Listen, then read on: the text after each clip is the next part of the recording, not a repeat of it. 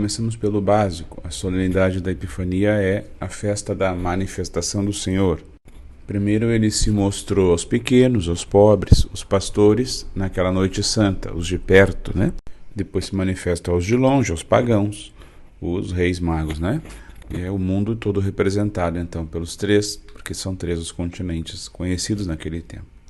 E porque nos ama muito, continua se manifestando hoje, nos sacramentos, nos irmãos, nas pequenas coisas do dia a dia. Percebemos o quanto somos privilegiados. Milhares e milhares não puderam ver o Senhor. Muita gente santa e mesmo os profetas não puderam ver o Messias. Mas nós temos então o privilégio de vê-lo. Nos demos conta também de algo importante que o Evangelho nos mostra. A maioria já não esperava mais o Senhor, o Messias. E a prova disso é que toda Jerusalém ficou perturbada, tanto quanto Herodes, com a notícia. Não esperar mais é perder a esperança. E quando a gente perde a esperança, o amanhã fica incerto. E se a gente perde de vista o amanhã, o hoje também cai. Um estudante, ele se dedica hoje ao estudo, né? Vai até tarde da noite, porque ele espera no amanhã. Amanhã está formado, trabalhando. Um jovem se esforça hoje para conquistar a menina que ele se apaixonou, porque espera amanhã, um dia, né, se casar com ela. Por isso a esperança não é uma atitude de quem fica parado, mas os que se esforçam e que confiam, claro, no Senhor. E pode acontecer também de a gente acabar colocando a nossa esperança no lugar errado, colocar toda a esperança da nossa vida na política, na ciência, no dinheiro, no sucesso. E parece que o mundo está vivendo um grande paradoxo, está cheio de um grande vazio de esperança. Não se espera mais em Deus, por Deus e pelo céu, e coloca a sua esperança nas coisas erradas. E o resultado é o que a gente vê: violência, corrupção, famílias destruídas, mentiras, ideologias anticristãs por todos os lados, até católicos achando bom, aborto. Se nós perdemos a esperança em Deus, nós perdemos no outro e perdemos em nós mesmos. E a gente aí já não luta para vencer os vícios, ganhar virtudes, mudar de vida.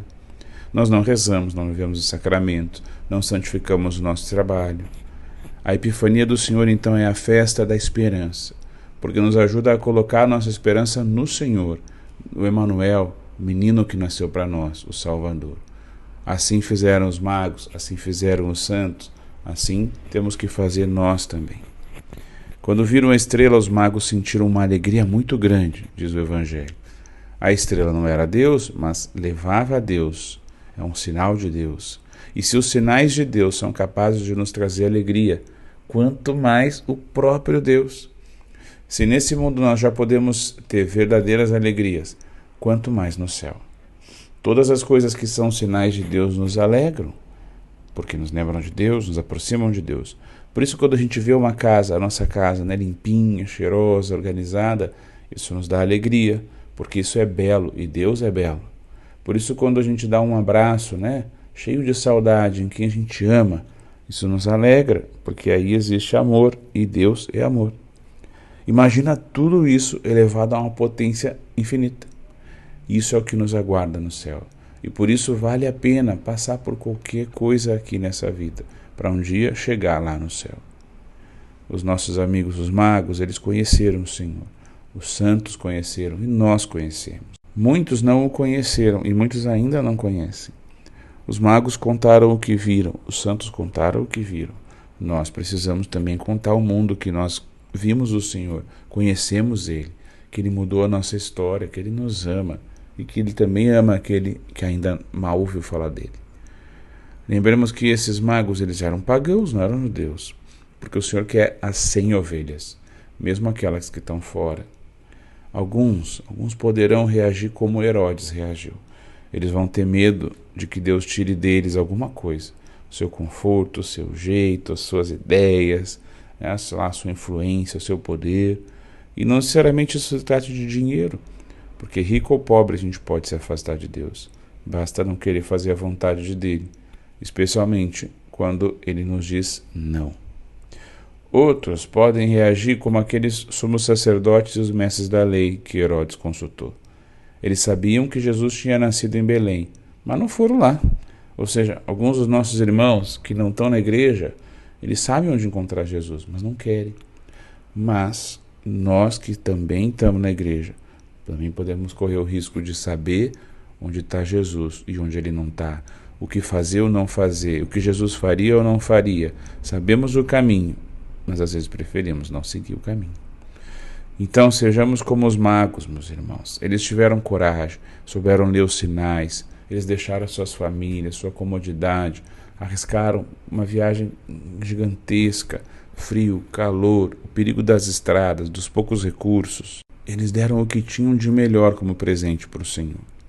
Os magos, eles são a prova de que a fé não é coisa de pessoa ignorante, como alguns dizem. Os magos eram sábios, capazes de estudar e interpretar os astros. E justamente porque eles eram sábios, entenderam que existia uma sabedoria ainda maior e que só se encontra em Deus. Demos nós também a nossa sabedoria a Deus. Demos nós também o ouro das nossas boas obras, a mirra do nosso coração e o incenso do nosso amor. Os pastores foram a Jesus, os magos foram a Jesus, os santos foram a Jesus. Vamos nós também. Deixemos o que for preciso para seguir nessa grande procissão da nossa vida, até o dia em que nós pudermos finalmente e definitivamente a Jesus. E aí sim, não vamos mais precisar de esperança, nem a teremos, porque nós vamos ter alcançado o motivo da nossa esperança. Que Nossa Senhora nos ajude, os Reis Magos nos ajudem e que Deus nos abençoe. Amém.